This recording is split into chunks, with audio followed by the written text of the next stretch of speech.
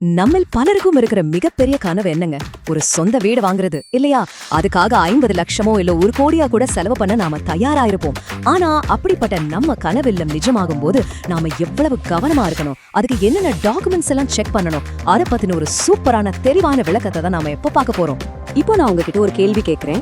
நீங்க வாங்க போற அந்த கனவு இல்லம் சட்டப்படி முழுமையான பாதுகாப்போட தான் இருக்கா? கொஞ்சம் கற்பனை பண்ணி பாருங்க.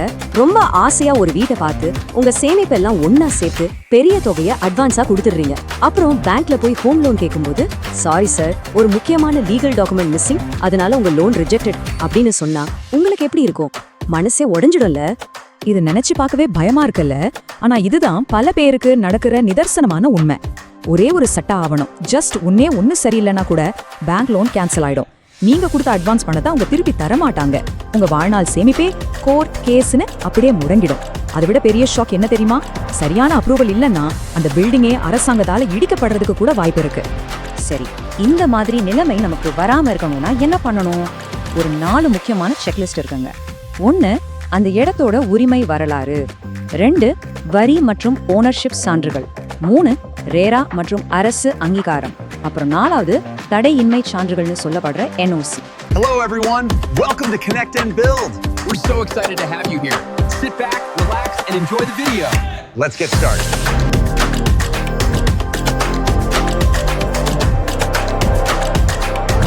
Like, share, and subscribe to Connect and Build to be a part of our team.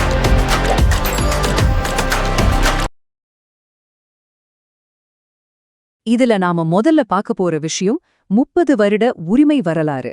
அதாவது அந்த சொத்தோட 30 வருட அன்புரோக்கன் செயின், எந்த முறிவும் இல்லாத தொடர் வரலாறு. இதை எப்படின்னு நான் சிம்பிளா சொல்றேன். இப்போ 1996ல அந்த இடத்த ஏ அப்படிங்கிறவர் வச்சிருக்கார். அப்புறம் 2006ல பி வாங்குறாரு. 2016ல அது சி கைக்கு போகுது. கடைசியா இப்போ உங்களுக்கு விற்க போற கரண்ட் ஓனர் கைக்கு வருதுன்னு வச்சுப்போம்.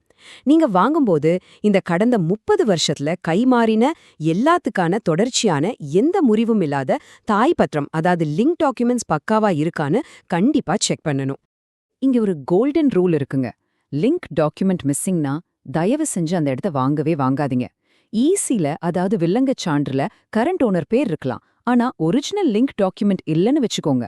நாளைக்கு பின்ன யாராவது வந்து இது எங்க தாத்தா சொத்துன்னு வழக்கு போட்டா நீங்க தான் கோர்ட் வாசல்ல நிக்கணும். சோ ரொம்ப ரொம்ப உஷாரா இருக்கணும். இதுல இன்னொரு பெரிய டிராப் என்ன தெரியுமா? பவர் பத்திரம், அதாவது ஜெனரல் பவர் ஆஃப் அட்டார்னி மூலமா நடக்கிற மோசடிகள்.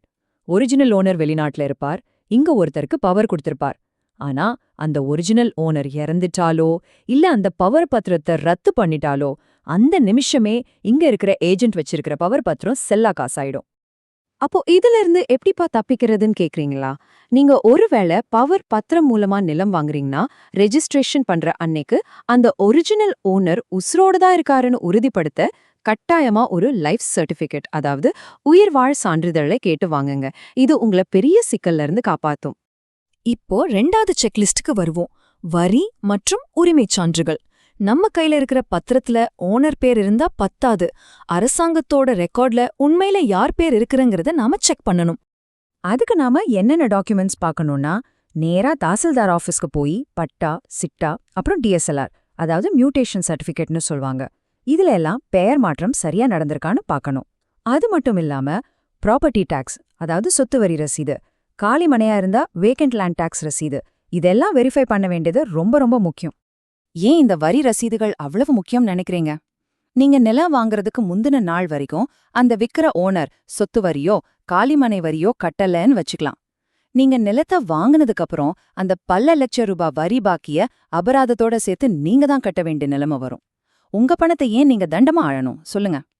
அடுத்ததா 3வது முக்கியமான விஷயம் ரேரா மற்றும் அரசாங்க அங்கீகாரம், அதாவது கட்டடத்துக்கான ரூல்ஸ் அண்ட் ரெகுலேஷன்ஸ். 500 இந்த நம்பர் எதை குறிக்குதுன்னு கெஸ் பண்ண முடியுதா? 2026க்கான விதிகளின்படி 500 சதுர மீட்டருக்கு மேல அல்லது 8 வீடுகளுக்கு மேல கட்டப்படுற எந்த ஒரு ரியல் எஸ்டேட் ப்ராஜெக்டா இருந்தாலும் அது கட்டாயமா TN ரேரால ரெஜிஸ்டர் பண்ணப்பட்டிருக்கணும். அந்த ரெஜிஸ்ட்ரேஷன் நம்பர் இல்லைனா அந்த ப்ராஜெக்ட் பக்கமே போகாதீங்க. அப்போ ஒரு நிலமோ வீடோ வாங்குறப்போ என்னென்ன அப்ரூவல்ஸ் கட்டாயம் கேட்கணும்? TN ரேரா ரெஜிஸ்ட்ரேஷனோட சேர்த்து நீங்க சென்னையில நிலம் வாங்குறீங்கன்னா சிஎம்டி அப்ரூவல் இருக்கான்னு பாருங்க. மத்த மாவட்டங்கள்னா டிடிசிபி அப்ரூவல் கட்டாயம் இருக்கணும். இந்த மாதிரி ப்ராப்பரான அங்கீகரிக்கப்பட்ட பிளான் இருந்தா மட்டும்தான் பேங்க்ல எந்த தயக்கமும் இல்லாம உங்களுக்கு லோன் தருவாங்க. இப்போ ஒரு லீகல் பில்டிங்க்கும் இல்லீகல் பில்டிங்க்கும் உள்ள வித்தியாசத்தை நீங்க புரிஞ்சுக்கணும். லீகல் பில்டிங்னா அதுக்கு ஆக்குபென்சி சர்டிஃபிகேட் இருக்கும், கரண்ட் கனெக்ஷன், குடிநீர் இணைப்பு எல்லாம் சுலபமா கிடைச்சிடும். ஆனா ஒரு அப்ரூவல் இல்லாத இல்லீகல் பில்டிங்னா ஆக்குபென்சி சர்டிஃபிகேட் இருக்காது, எந்த அடிப்படை வசதியும் உங்களுக்கு கிடைக்காது. எல்லாவற்றுக்கும் மேல எந்த நேரத்துல வேணா அரசாங்கம் வந்து அந்த பில்டிங்கை இடிக்கிற அபாயமும் தலைக்கு மேல கத்தியா தொங்கிட்டு இருக்கும். நான் இப்போ ஆக்குபென்சி சர்டிஃபிகேட் அதாவது ஓசின்னு சொன்னல, அப்படின்னா என்ன? ஒரு பில்டிங் அவங்க அப்ரூவல் வாங்கின பிளான் படி தான் பாதுகாப்பா கட்டப்பட்டிருக்கு, அதுல மக்கள் தாராளமா எந்த பிரச்சனையும் இல்லாம வாழலாம் அப்படின்னு அரசாங்கம் கொடுக்கிற ஒரு அதிகாரப்பூர்வமான சர்டிஃபிகேட் தான் இது. இந்த ஒரு பேப்பர் உங்ககிட்ட இல்லைன்னா இபி கனெக்ஷனோ குடிநீர் இணைப்போ அண்டர் கிரவுண்ட் ட்ரைனேஜோ வாங்குறது சான்ஸே இல்ல. இப்போ நம்ம செக்லிஸ்டோட கடைசி பகுதிக்கு வந்துட்டோம். என்ஓசி, அதாவது தடையின்மை சான்றுகள். எதிர்காலத்துல எந்த சட்டச்சிக்கலும் வராம ஒரு பெரிய கேடைய மாதிரி உங்களை காப்பாத்துறது இதுதான். இதுல குறிப்பா 2 வகையான என்ஓசி ரொம்ப ரொம்ப முக்கியங்க. ஒன்னு பேங்க் என்ஓசி. இது எதுக்குன்னா அந்த நிலத்து மேல எந்த மறைமுகமான அடமானமும் இல்லங்கறத உறுதிப்படுத்தும். நாளைக்கு திடீர்னு பேங்க்ல இருந்து வந்து வீட்டை ஜப்தி பண்றோம்னு சொல்றத இது தடுக்கும். 2வது லீகல் ஹேர்ஸ் என்ஓசி. குடும்பத்துல இருக்கிற மத்த வாரிசுகள் பின்னால வந்து இதுல எனக்கும் பங்கு இருக்குன்னு வழக்கு போடுறத இது முன்கூட்டியே தடுத்துடும். சோ இங்க நீங்க நோட் பண்ண வேண்டிய பாயிண்ட் என்னன்னா, அந்த சொத்தை விக்கிறவரு தன்னோட குடும்பத்துல இருக்கிற எல்லா வாரிசுகள் கிட்ட இருந்தும் ஒரு ரிலீஸ் டீட், அதாவது விடுதலை பத்திரம் கட்டாயமா வாங்கியிருக்கணும். குடும்பத்துல சம்பந்தமே இல்லாத விடுபட்ட ஒரே ஒரு வாரிசு கூட நாளைக்கு நேரா கோர்ட்டுக்கு போய் ஒரு ஸ்டே ஆர்டர் வாங்கிட முடியும். அதனால எல்லாரோட சம்மதமும் இருக்காங்கறத கண்டிப்பா செக் பண்ணிக்கோங்க. இப்போ இந்த 5 செக்லிஸ்டையும் பார்த்தோம். ஆனா இது எல்லாம் தனியாளா போய் செக் பண்றது கொஞ்சம் கஷ்டமான வேலைதான் நினைக்கிறீங்களா? அதுக்கான ஒரு பாதுகாப்பான தீர்வை நோக்கி தான் இப்போ நாம போக போறோம். அதுக்கு முன்னாடி ஒரு விஷயம் 3. இந்த நம்பர் எதை குறிக்குது தெரியுமா? இந்த ஆவணங்களை எல்லாம் நீங்க கொஞ்சம் கூட அசால்ட்டா இல்லாம பர்ஃபெக்ட்டா செக் பண்ணி ஒரு சொத்தை வாங்குனீங்கன்னா அது உங்க செல்வத்தை அடுத்த 3 தலைமுறைகளுக்கும் எந்த சட்டச்சிக்கலும் இல்லாம பாதுகாக்கும். அது மட்டும் இல்லாம உங்களுக்கு ஈஸியா லோன் கிடைக்கும், நாளைக்கு விக்கும்போது சூப்பரான விலையும் கிடைக்கும். சரி, இவ்ளோ செக் பண்ணி ஒரு ப்ராப்பர்ட்டியை வாங்குறதுக்கு ஒரு சுலபமான வழி இருக்கான்னு கேட்டா, சோர்ஸ் தரவுகள்ல இருந்து நமக்கு கிடைக்கிற ஒரு டெக்னாலஜி தீர்வு தான் கனெக்ட் அண்ட் பில்ட் வழங்குற ரியாலிட்டி கனெக்ட் ஆப். இதுல எந்த ஒரு ஏஜென்ட் குறுக்கீடும் கிடையாது. முழுக்க முழுக்க சட்ட நிபுணர்களால 100% ஆவணங்கள் சரிபார்க்கப்பட்ட சுத்தமான வில்லங்கம் இல்லாத பாதுகாப்பான நிலங்களை மட்டும்தான் இந்த ஆப்ல பட்டியலிடுறாங்க. பிரேமகுமார் மணிவேல் அவங்க சொல்ற ஒரு பவர்ஃபுல்லான மேற்கோளை நாம எப்பவுமே ஞாபகம் வச்சுக்கணும். விழிப்புணர்வே முதல் முதலீடு. ஸ்மார்ட்டா கட்டுங்க, சிறப்பா வாழுங்க. நாம பார்த்த இந்த விளக்கத்துல இருக்கிற விஷயங்கள் உங்களை மட்டும் இல்லாம உங்களை சுத்தி இருக்கிற உங்க நண்பர்கள், சொந்தக்காரங்களோட வாழ்நாள் சேமிப்பையும் காப்பாற்றக்கூடிய ஒரு விஷயம். சோ ஃபைனலா உங்ககிட்ட ஒரு கேள்வி. உங்களோட அடுத்த சொத்தை வாங்குறப்போ அதை எப்படியெல்லாம் செக் பண்ணணும்னு யோசிக்கிறதுக்கான ஒரு புதிய பார்வை உங்களுக்கு கிடைச்சிருக்கும்னு நம்புறேன்.